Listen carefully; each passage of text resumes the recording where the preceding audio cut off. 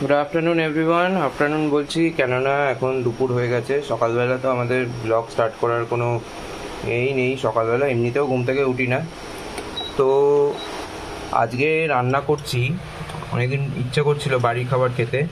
ঝুড়িটার অবস্থা খুব খারাপ, আমি সত্যি কথা বলছি, আপনারা কমেন্ট করবেন আমি জানি। আমি আগে থেকেই বলছি ঝুড়িটার অবস্থা খুব খারাপ, ঝুড়িটাকে খুব ভালো করে মাজতে হবে আমাকে। বানাবো হচ্ছে কুমড়ো আলুর তরকারি মাম্মি স্টাইলে, কিন্তু অ্যাকচুয়াল এলিমেন্টটাই তো মিসিং, লঙ্কা। ঠিক আছে, লঙ্কা পাপ্পা খায় না, আমি খাই, মানে লঙ্কা ঝালটা খেতাম কিন্তু লঙ্কা এমনিতে অতটা খেতাম না। এটা হচ্ছে চিংড়ি মাছ দিয়ে পেঁয়াজ দিয়ে আজকে করব, মানে ওই একটা কষা কষা টাইপ অফ করবো। আর আমি নিজেকে দেখাচ্ছি না, কেননা আমি এখন অবশ্যই আমার ইন্টারন্যাশনাল ড্রেসে আছি। তো ইন্টারন্যাশনাল ড্রেসে থাকার সময় দেখাতে নেই, তো বড়রা মানা করে গেছে। তো এই বলেই এখন এই নিয়ে স্টার্ট করছি, তরকারিটা বানাই তারপর দেখাচ্ছি। আর আমার একটা সময়ের সাথে সাথে খুব বদ অভ্যাস দাঁড়িয়ে গেছে, সেটা হচ্ছে যে আমি গ্যাসে রান্না করতে না একদম ভালোবাসি না। মানে আমি আগে খুব গ্যাসে রান্না করতাম, এখন দেখছি যত সময় যাচ্ছে তত বেশি মানে গ্যাসে রান্না করাটা আমার একদম কমে গেছে। মানে আমি আগে রান্না করলে শুধু গ্যাসেই করতাম, এখন হয়ে গেছে যে রান্না করব শুধু রান্নাই করার আছে, গ্যাস বেকার খরচা করে আমার লাভ কি হচ্ছে। এদিকের অবস্থা তো খুবই খারাপ, এদিকের অবস্থা দেখবেন না, রান্না করার আগের মতো নেই। এখন ইন্ডাকশানে হয়ে যায়, আমার উপরে পাখাটা চলে, আমার কাজ করতে দিব্যি সুবিধা হয়। আজকে এই তাওয়াটাও প্রথম অনেক দিন পর বার করলাম, আমার লাইফের প্রথম রান্না। আমি এই তাওয়াটার প্রতি একটা আমার আলাদাই ইমোশন জড়িয়ে আছে। টুবড়ে গেছে জানি, কিন্তু আমার এটার প্রতি একটা আলাদা ইমোশন জড়িয়ে আছে, কেননা এটা পাপ্পার দিল্লিতে কিনেছিল, যখন পাপ্পা 2016-তে দিল্লিতে ছিল তখন কিনেছিল। আর এই তাওয়াটার প্রতি ইমোশন আমার জড়িয়ে আছে এই একটাই কারণে, কেননা আমি নিজের লাইফের প্রথম চিকেন রান্না এটাতে করেছিলাম। আমার এখনো মনে আছে, এই সেম পজিশনে ইন্ডাকশন ছিল, ইন্ডাকশনেই রান্নাটা করেছিলাম। মাম্মি দাঁড়িয়েছিল সাইডে বসে বসে, সব মানে দাঁড়িয়ে আমাকে সব বলে দিয়েছিল যে এইটা করবি, এটার পরে ওটা করবি, করে আমাকে সব শিখিয়ে দিয়েছিল। চলুন দেখাচ্ছি। এই যে আমি বসিয়ে দিয়েছি, মাম্মি কোনোদিনও জল দিত না, কিন্তু আমি একটু জল দিলাম, কেননা আমি এটার ফ্লেম মানে যেটা টেম্পারেচারটা ঠিক মতন অ্যাডজাস্ট করতে পারিনি, তো এটার জন্য একটু জল দিলাম, টেনে যাবে জলটা, তার মধ্যে সেদ্ধও হয়ে যাবে। এরপরে বানাবো চিংড়ি মাছ। অনেক দিন পর মানে একটু পুরনো গন্ধ পেয়েছি, মানে মাম্মি এই রেসিপিটা আমাকে এক্স্যাক্ট কাট টু কাট, এইটা আলু চচ্চড়ি সব কাট টু কাট শিখিয়ে দিয়ে গেছে। তো আমার এই রেসিপিগুলো নিয়ে কোনো মানে প্রবলেম হয় না বানাতে। তো অনেক দিন পরেই খাওয়া হচ্ছে, এমনিতে সাধারণত খাওয়া হয় না খুব একটা বেশি, কিন্তু আজকে ইচ্ছা করছিল যে একটু খাই, মানে একটু নিজে পুরনো ডায়েটে ফিরি, যে পুরনো ডায়েটটা এত বছর ধরে খেয়ে এসেছি। আর ভাগ্যক্রমে একটা লঙ্কাও পেয়ে গেছি কোথাও থেকে, আমি কোথায় গেল লঙ্কাটা, এই ভেতরে লুকিয়ে আছে, একটা লঙ্কাও পেয়ে গেছি। তো চলুন দেখাই নেক্সট। তো এই যে আমার রান্না ডান, এবার নামাবো। একদমই আমার ফেভারিট কড়া পোর্শন পড়েছে, খেতে কীরকম হয়েছে এখনো জানি না, সেটা পাপ্পা খেয়ে বলবে। আর তার সাথে একটা অ্যাড অন করেছি, এটা শুকনো লঙ্কা দিয়েছি, তখন শুরুতে লঙ্কা খুঁজে পাচ্ছিলাম না বলে একটা শুকনো লঙ্কা দিয়েছিলাম, দেখা যাক কী হয়। এবার বানাবো চিংড়ি মাছ। এই যে চিংড়ি মাছ বানাবো জন্য পেঁয়াজ ভাজতে দিয়ে দিয়েছি, পেঁয়াজটা একটু ভাজা ভাজা হলে এর মধ্যে টমেটো দেবো। ভাবছি আদা রসুন বাটা দেবো কি দেবো না, আদা রসুন বাটা বাড়িতে একটু কম আছে, দেখা যাক। এই যে বসিয়ে দিলাম চিংড়ি মাছ, এবার এটাকে কষবো এখন ভালো করে। তারপরে একটা ডাল বানানো ছিল, সেই ডালটাকে ওই ডাল ভুনা বানাবো, চলুন দেখাচ্ছি। এই যে আমার চিংড়ি মাছ রেডি। তো কেমন হয়েছে সবাই জানাবেন, টেস্ট তো ঠিকঠাকই লাগলো আমার। এবারে পাপ্পা খায়ে বলবে। আজকে পাপ্পাকে পুরো রেস্ট দিলাম, বললাম যে তুমি রেস্ট নাও, আজকে রান্না বান্নার ডিপার্টমেন্ট আমার, আর সারা সপ্তাহ তুমি থাকোই না এমনিতে বাড়িতে, তো যে কারণে আমি বললাম যে তুমি রেস্ট নাও আজকে, আজকে রান্না আমি করব। তারপরে পাপ্পারও একটু কোমরে ব্যথা করছিল, তো এই বলেই আর কি বেশি কাজ করতে মানা করলাম। তার মধ্যে এক্ষুনি কিছুক্ষণ আগে আমি খুব জোরসে রান্নাঘরে পড়ে গেছি, পড়ে গিয়ে আমার হাতটা এই এখানটা একটুখানি কেটে গেছে। মানে ওই বর্তন তুলছিলাম, তুলতে তুলতে হঠাৎ করে স্লিপ খেয়ে পড়ে গেছি। তো ওই মানে জীবনে পড়ে যাচ্ছি, উঠছি, এই নিয়েই চলে যাচ্ছে। কয়টুকুনি ডাল হয়েছে দেখুন, এতে দুজনেরও হবে কিনা আমি জানি না। এইদিকে দেখাই, এই আমার কুমড়োর তরকারি আর চিংড়ি মাছ রেডি হয়ে গেছে। কালারটা কিন্তু ঠিক সেই পুরোনো সময়ের মতনই আসছে। আপনারা কমেন্ট করে বলবেন যে কেমন দেখতে, কেমন লাগছে আমাকে কমেন্ট করে বলবেন। আমার চিংড়ি মাছটা ভালোই লেগেছে, এটাও ভালো লেগেছে। আমি নিজের হাতের রান্নার কোনোদিনও মানে খারাপ কথা বলি না, প্রশংসাই করি, আর কি করব। আমার আজকাল একটা খুব ফেভারিট সিরিজ, মানে সিরিজ না, আমি কিছুদিন ধরে ইন্টারনেটে দেখছি, সেটা হচ্ছে অফিস। মানে আমার এত ফেভারিট হয়ে গেছে এই কিছুদিনে। আপনারা যারা দেখতেন তাদের তো সবারই ফেভারিট, কিন্তু আমার মানে আমি কোনোদিনও এর আগে অফিস দেখিনি। আমার মাম্মি বলতো যে অফিস দেখ, খুব মানে সুস্থ স্বাভাবিক একটা মানে সিরিয়াল আসতো, কোনো এদিক ওদিক কিচ্ছু আলতু ফালতু কোনো কন্টেন্ট ছিল না, জাস্ট কমেডি ছিল। কমেডি বলতে যে জোর করে লোককে হাসানো এমনও না, এমন কমেডি যেটা লোককে খুশি করবে। তো আমি দেখছিলাম, মানে আমি এখনও দেখি বসে বসে, মানে আমার যখনই আসে আমি অফিস দেখি। মানে আমার প্রায় অনেক কটাই এপিসোড দেখা হয়ে গেছে অফিসে। আমার এত ভালো লাগে অফিস দেখতে। আর কালকে একটা এক্সপিরিয়েন্স শেয়ার করি। কালকে আমি একটা অফিসে গেছিলাম, ঠিক আছে, সরকারি অফিস। আমি কোন অফিসে গেছিলাম, কোথায় গেছিলাম আমি সেটা বলছি না, আমি জাস্ট এক্সপিরিয়েন্সটা আপনাদেরকে বলছি। যে গেছিলাম, इस टेबल में जाइए, उस टेबल में जाइए, ऐसा ही हाल हो गया था। মানে এই টেবিলে যান, ওই টেবিলে যান, এনার সাথে কথা বলুন, ওনার সাথে কথা বলুন, একবার উপরে যান, একবার নিচে যান। আমি পাপ্পাকে ফোন করে বলছি, পাপ্পা এরা তো আমাকে মুসাদ্দিলাল বানিয়ে দিল পুরো।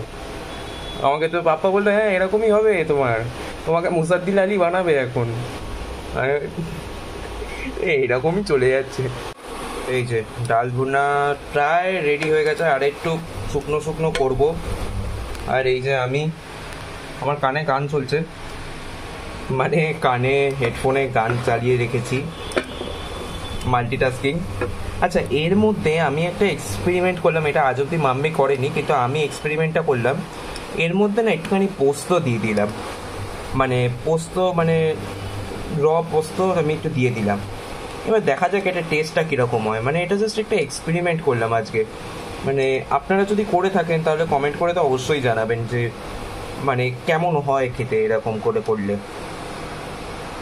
এটা না একটু বেশি মিষ্টি হয়ে গেছে, পাপ্পার জন্য ভালো না। মানে পাপ্পা প্রথম আমাকে ডাল সেদ্ধ বানিয়ে দিয়েছিল, আমার খুব শরীর খারাপ হয়েছিল, সেই তবে থেকে এই ডালটা পড়েছিল।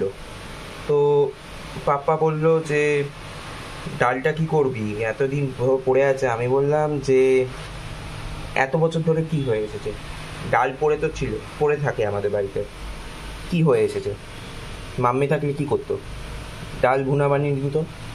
তো আমিও সেটাই বানিয়ে নিই। এটা বেসিক্যালি মাম্মি যেটা বানাতো সেটা ডাল ফ্রাই দিয়ে বানাতো, এটা বেসিক্যালি এমনি ডাল মানে ডাল সেদ্ধ ছিল, ওইটাকেই আমি একটুখানি ইয়ে করে বানিয়ে দিলাম, একটুখানি পোস্ত দিলাম উপর থেকে। দেখা যাক টেস্ট কীরকম হয়, খেতে ভালো লাগলে খুবই ভালো। আমি ভাতও বসিয়ে দিলাম, ভাতটা পাপ্পা নামাবে, আমি জাস্ট বসিয়ে দিলাম এখানে। আর সব রান্না হয়ে গেছে, পাপ্পা এখন ঘুমোচ্ছে, মানে একটুখানি ফুটে গেলেই আমি এই ভাতটা বুঝতে পারি না। আমি না অ্যাকচুয়ালি ভাত বানানোতে না অতটা এক্সপার্ট নই, মানে যেরকম আমি সবই রান্না পারি, বলতে গেলে সব রকমেরই রান্না পারি, চাইনিজ, ইন্ডিয়ান, কন্টিনেন্টাল সবই পারি, কিন্তু ভাত বানাতে আমি এখনও ঠিক মতন পারি না। মানে বানিয়েছি এর আগে অনেকবার ভাত, কিন্তু সেই মানে মাপটা বুঝতে পারি না আমি ভাতের। তো এখানেই এই পে তো মার খা গেয়া ইন্ডিয়া, মানে সেই রাজেশ খান্নার একটা ডায়লগ ছিল না, अरे यही पे तो मार खा गया इंडिया। मेरा मेरा भी वही वाला डायलॉग है कि यही पे मार खा गया मैं। তো এটাই হচ্ছে কথা। আমি নিজেকে দেখাচ্ছি না, কেননা আমার নিজের অবস্থা খুব একটা বেশি ভালো নেই। অনেক দিন চুল কাটিনি, দাড়ি কাটিনি, কিছু কাটিনি, মানে জঙ্গলিদের মতন অবস্থা হয়ে আছে। আমাকে আমার পাশের মানে সামনের দোকানের ছেলেটা জিজ্ঞাসা করছিল যে ভাই তুমি এতদিন দাড়ি কাটছো না কেন, মানে চুল কাটছো না কেন। আমি বললাম একবার ওয়ান লাস্ট টাইম বাড়িয়ে নিই চুলটাকে, মানে এর আগে অনেক বড় চুল ছিল, একবার একটু চেষ্টা করি। এমনিতেই আওয়ারাপন বঞ্জারাপন হবেই কিছুদিন পরে, তো একবার একটু বাড়িয়ে নিই। তো সেটার জন্যই আর কি চুলটা একটু বাড়াচ্ছি, দাড়িটাও একটু বাড়াবো। দাড়ি এখন আর কাটারও ইন্টারেস্ট থাকে না, মানে ওই কে কাটবে ওই রকমই অবস্থা হয়ে গেছে। তো এই চলুন একেবারে যখন খাবার দাবার দেবো তখন দেখাবো। আগে আমার মনে আছে যখন আমি আমার চুল দাড়ি থেকে হঠাৎ মনে পড়লো, আগে যখন সেলুনে চুল কাটাতে যেতাম তখন মানে ক্লাস 8-9-এ পড়ি, তখনও ব্লগ চলতো, মানে তখনও মাম্মি ব্লগ করতো। আমাকে বেশিরভাগ সময় আপনারা ন্যাড়া দেখেছেন। এইবার সেটার পেছনে একটা স্টোরি বলি। আমি বরাবর সেলুনে গিয়ে ভুলভাল চুল কাটিয়ে আসতাম, এমনকি দোকানদারও ভুলভাল চুল কেটে দিত, বলতো যে এটাই ট্রেন্ড। এবারে আমার বাড়িতে স্ট্রিক্ট নিয়ম যে চুল ভুলভাল কাটা চলবে না, প্রপার বয়েজ কাট যেরকম হবে সেরকমই তোমার চুল থাকা উচিত। এখন যেটা আমি খুবই মানি, এই কারণে এখন আমি চুল নিয়ে খুব একটা বেশি এক্সপেরিমেন্ট করি না। আমার যেরকম প্রপার একটা হেয়ার কাট থাকা দরকার সেরকমই হেয়ার কাট রাখি। কিন্তু তখন মাথায় ঢুকতো না, তখন মনে হতো হ্যাঁ এটাই ভালো হেয়ার কাট। তো বাড়িতে আসতাম, পাপ্পা আমাকে নিয়ে যেত সেলুনে, বলতো এই জিরোতে পুরো ট্রিমারটাকে জিরোতে নে করে পুরো মাথায় চালিয়ে দে। তখন বুঝতাম না যে পাপ্পা কেন করতো এরকম, যে জিরোতে কেন চালিয়ে দেবে, আর একটু ছোট করুক। কিন্তু এখন বুঝি যে পাপ্পা জিনিসটাকে শেখাতো যে না, তোমাকে নিজের লিমিট বুঝতে হবে, তোমার কতটা কি দরকার সেটা তোমাকে বুঝতে হবে, নাহলে তো তুমি এরকমই শাস্তি পাবে জীবনে। তো এইটা আমার লাইফের একটা খুব বড় টিচিং পাপ্পার থেকে পাওয়া, এমনকি মাম্মির থেকেও পাওয়া, যে নিজের লিমিট বুঝতে হবে। যে যতক্ষণ নিজের লিমিট না বুঝতে পারছি না ততক্ষণ জীবনে কিছু করা যাবে না। আমি এটা খুব মানি, যে কারণে আমি এখন সেলুনে গেলেও মানে আমি বলি যে আমার চুল নর্মাল কাঁচি দিয়ে কেটে দাও, কি মেশিন দিয়ে কাটো, একদম এক সাইজের রাখবে। দাড়ি কাটলে কাটি, নাহলে কাটি না। আমি যে কারণে দাড়ি নিয়েও অতটা মানে স্টাইল করি না বা কিছু করি না, বাট হ্যাঁ ওই আর কি, মানে সিম্পল থাকা কাকে বলে এটা আমি আমার মা বাবার থেকে শিখেছি, যে কিভাবে নিজেকে সিম্পল রাখা যায়, নিজেকে খুব স্টাইলিশ। হ্যাঁ আমার মা অবশ্যই খুব স্টাইলিশ ছিল, কিন্তু তাও একটা লিমিটে। আমার মা বাবার সবসময় একটাই বক্তব্য, বাড়িতে যা পড়ে আছো, কিন্তু বাড়ির বাইরে যখন যাবে অভদ্রদের মতন যাবে না, ভদ্রসভ্য জামা কাপড় পরবে, ভালো জামা কাপড় পরবে।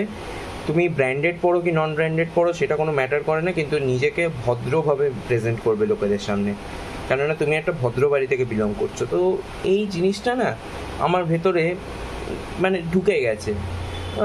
তো এটাই মানে এখন হয়ে গেছে আমার মধ্যে, যে হ্যাঁ আমি যেখানেই যাবো একটা ভালো জামা কাপড় পরে যাবো, একটা ভালোভাবে নিজেকে প্রেজেন্ট করবো, যাতে কেউ আমাকে দেখে না বলতে পারে যে এ তো কোনো কাজ করে না, ফালতু। এটা যেন কেউ দেখে না বলতে পারে। আজকাল খুব স্ট্যামার করছি, মানে এটা আমার খুব একটা লেটেস্ট সমস্যা হয়েছে যে আমি খুব স্ট্যামার করছি, আমি জানি না কেন। সবই হলো, কিন্তু ভাত কতটুকুনি হয়েছে দেখুন, একজনের মতনই। ওই 2 ভাগ করে মানে দুজনকে খেতে হবে, তারপরে বিকেলবেলা কিছু না কিছু খেতেই হবে, এতে পেট ভরবে না। তো গুড ইভিনিং এভরিওয়ান, এই ফাইনালি আমি এলাম। মুখ চোখের অবস্থায় যাবেন না, মুখ চোখের অবস্থা খুব খারাপ, মাথার চুল অনেকদিন কাটিনি, দাড়িও কাটা হয়নি, খুবই বাজে অবস্থার মধ্যে দিয়ে যাচ্ছি ইন দ্য সেন্স আর মানে এখন আর করা হয় না, মানে সেই হচ্ছে বাড়ি থেকে বেরোইও নাই, বেরোলে এক্সিবিশনসে যাই, নয় লাস্ট 2 দিন আগে আরামবাগে গেছিলাম, তো আরামবাগে ব্লাড টেস্ট করিয়েছি।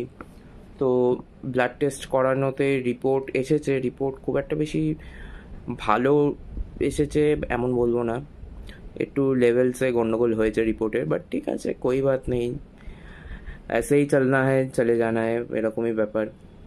তো যেরকম চলছে সেরকমই চলুক।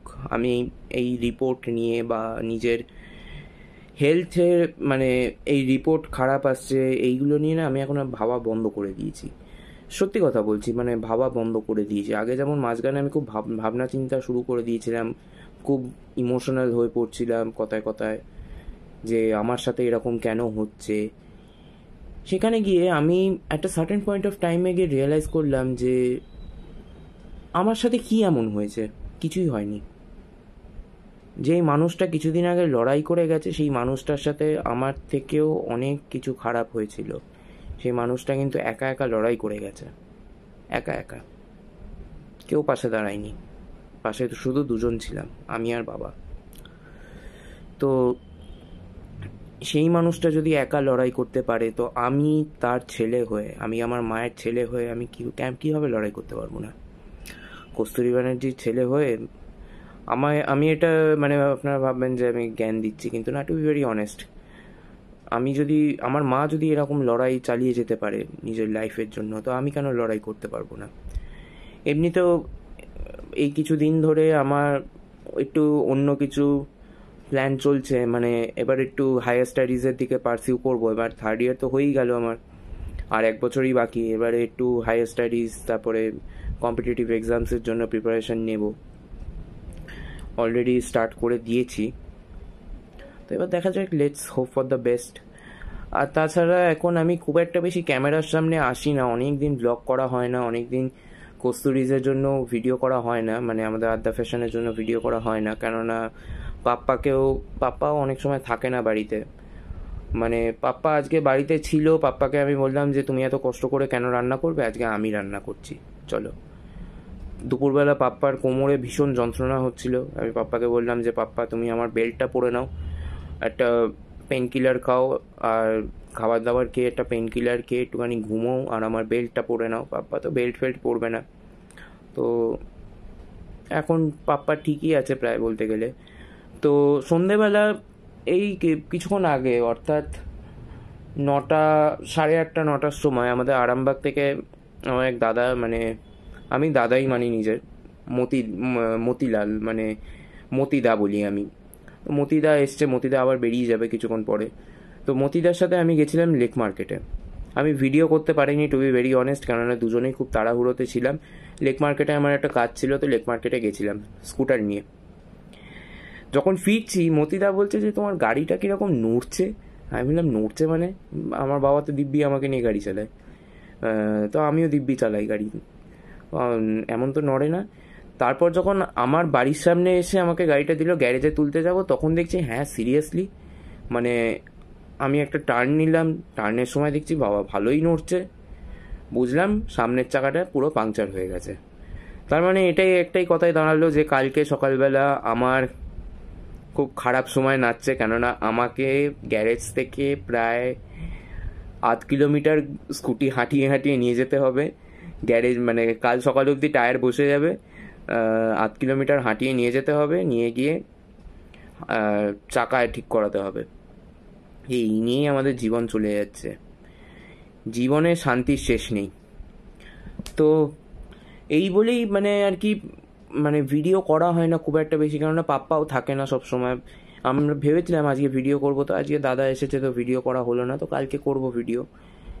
মানে সপ্তাহে পাপ্পা এতটাই বিজি হয়ে গেছে এখন, পাপ্পা বলুন কি আমি নিজের দিক থেকে বলুন, এতটাই বিজি হয়ে গেছি আমরা দুজনে, যে দুজনে মানে কথা বলারও অনেক সময় পাই না। আজকে যেমন পাপ্পা আছে, সারাদিন কথা বলেছি, পাপ্পার সাথে থেকেছি, কিন্তু পাপ্পার কাজে চলে যাচ্ছে, আমারও কাজ থাকছে, সেই রাত্রিবেলা পাপ্পার আস্তে আস্তে 11:30, 12টা বেজে যায়।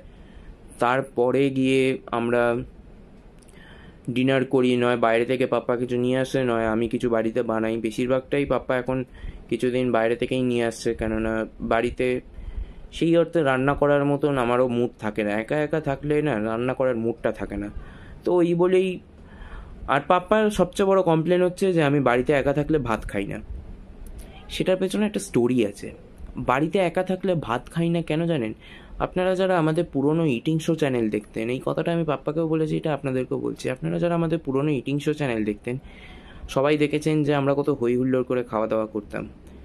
মানে এমন হতো, আমি আপনাদেরকে একটা এক্সপিরিয়েন্স শেয়ার করছি।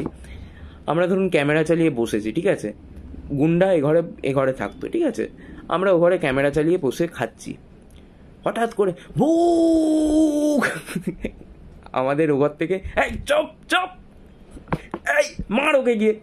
আমার মাম্মি এরকম করতো, আর গুন্ডা চেঁচিয়ে যাচ্ছে।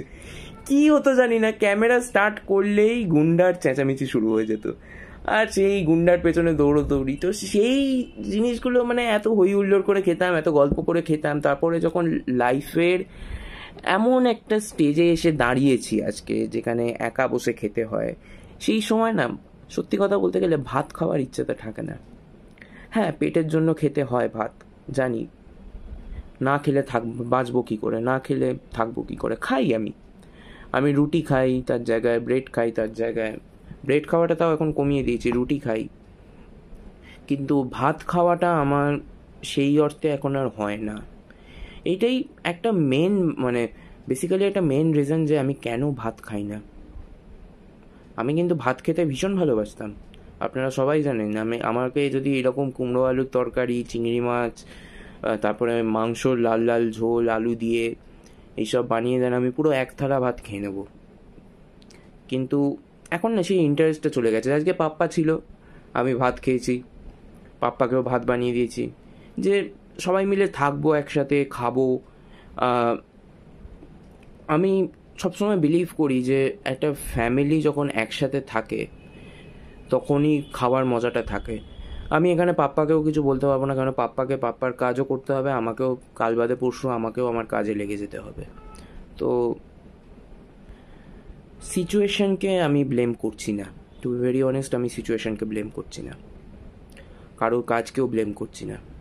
সবাইকেই সবার কাজ করতে হয়, সবাইকেই সবার লাইফ লিড করতে হয়, কিন্তু লাইফে এমন কিছু কিছু ইভেন্টস আসে না, সেই ইভেন্টসগুলো এমনভাবে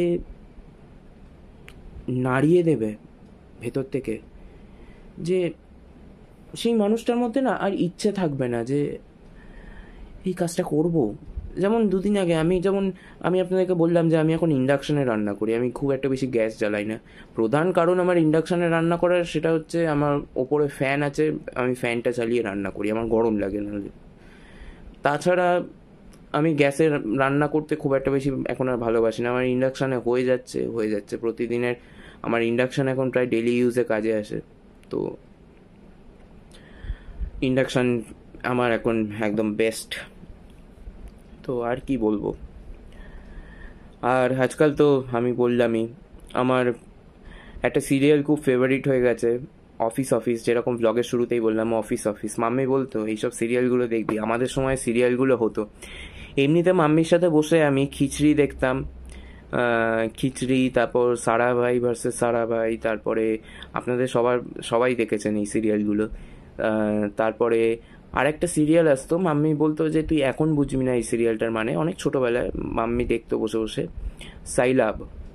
সাইলাব মানে আমার জন্মের সময়কার সিরিয়াল, কিন্তু মানে ইউটিউবে দেখতো মাম্মি।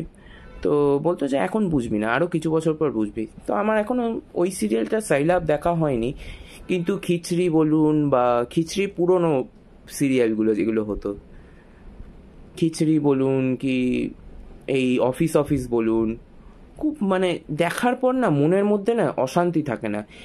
আজকালকার সিরিয়ালগুলো দেখলেই মনে হবে যে মনের মধ্যে অশান্তি হয়ে গেছে, যে ঘরের বউকে সাপে কামড়ে দিয়েছে, ঘরের বউকে কুকুরে কামড়ে দিয়েছে,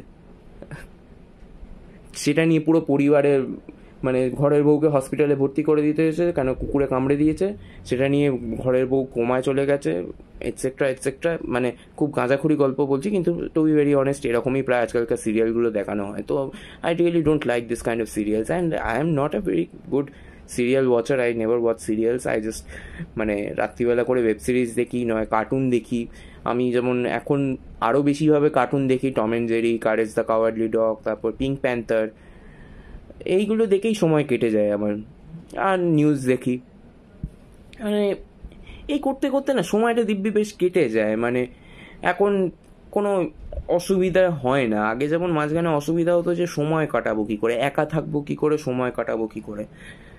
আমার মা আমাকে একটা জিনিস বলতো যে বাবু, সময় মানুষকে সব কিছু শিখিয়ে দেয়। যেমন সময় আমাকেও শিখিয়ে দিয়েছে সব কিছু, সময় তোকে সব কিছু শিখিয়ে দেবে। তো সময় আমাকে বলতে গেলে আজকের ডেটে দাঁড়িয়ে 6 মাস পরে, এবার 7 মাস হবে, 7 মাস পরে দাঁড়িয়ে আমি এই কথাটা বলতে পারি যে সময় আমাকে অনেক কিছু শিখিয়ে দিয়েছে। নিজের লাইফটাকে এনজয় করা শিখিয়ে দিয়েছে, যেটা আমি করছি রেদার সবার সাথে, পাপ্পার সাথে। আমার আমার ফ্যামিলি বলতে আজকে আমি টু বি ভেরি অনেস্ট একটাই কথা বলবো, আমার ফ্যামিলিতে অনেক মেম্বার্স আছে, কিন্তু আমার ফ্যামিলি বলতে গেলে আজকের ডেটে শুধু আমার বাবা। আমার মা ছিল, আমার বাবা এখন। আমি এটাই বুঝি যে আমার ফ্যামিলি বলতে শুধু একজন, আমার বাবা। তো বাবার সাথেই থাকি সবসময়। আমার যে এই লাস্ট কিছু মাসে, আমি এই কথাটাই আপনাদের সকলকে বলবো যে আমার যে এই লাস্ট কিছু মান্থে পাপ্পার সাথে একটা যে অ্যাটাচমেন্ট হয়েছে, এই অ্যাটাচমেন্টটা আমার মাম্মির সাথে ছিল, টু বি ভেরি অনেস্ট। মাম্মির সাথে আমার অ্যাটাচমেন্ট নিয়ে কোনো প্রশ্নই নেই। আমার মা প্রাণ, মানে বললে এখন আমি কেঁদে ফেলবো, কিন্তু আমার একটা পাপ্পার প্রতিও একটা একটা অ্যাটাচমেন্ট এসেছে। মানে পাপ্পার প্রতি পাপ্পাকে আমি বরাবরই ভালোবাসি, কিন্তু এখন বুঝতে পারি যে লাইফের এই স্টেজে দাঁড়িয়ে, standing at the edge of 21, now I understand the value of mom and dad. আমার বয়সে দাঁড়িয়ে অনেকেই বুঝতে পারে না। আমার অনেক বন্ধুদেরকে আমি দেখি যে বুঝতে পারে না মা বাবার ভ্যালু। আমি সবাইকে বলি যে ওরে একদিন না একদিন বুঝবি তুই তোর মা বাবার ভ্যালু। মা বাবা যে লাইফে কী রোল প্লে করে, সেই রোল প্লে বুঝতে গেলে লাইফে ধাক্কা খেতে হয়। এই ধাক্কাটা এখনো খাসনি, যেদিনকে খাবি সেদিনকে বুঝবি যে মা বাবা কী রোল প্লে করে, মা বাবা নিজের সন্তানকে কতটা ভালোবাসে। অনেক মা বাবা হয় নিজের সন্তানকে ভালোবাসে না, হুইচ ইজ কোয়াইট এভিডেন্ট। কিন্তু আমি অ্যাটলিস্ট মানে ভগবানের কাছে অনেক কিছুই চেয়েছি, পাইনি। তো ভগবানের কাছ থেকে চাওয়া বন্ধ করে দিয়েছি, কিন্তু আমি ভগবানের কাছ থেকে একটা জিনিস পেয়েছি, এটা আমি বলতে পারি যে ভগবানের কাছ থেকে এমন মা বাবা পেয়েছি যাদেরকে আমি সব কিছু বলতে পেরেছি, যাদের কাছে আমি সব কিছু খোলা শেয়ার করতে পারি,